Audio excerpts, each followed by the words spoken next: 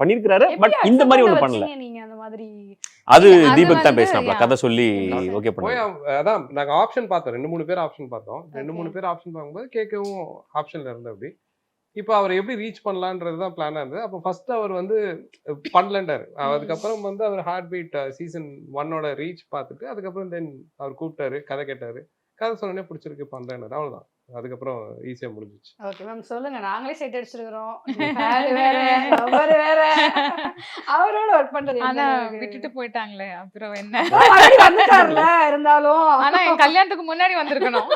கல்யாணம் எழுதல, அதனால நாங்க என்ன பண்றது. தீபக் தான் அதோட ஆளு.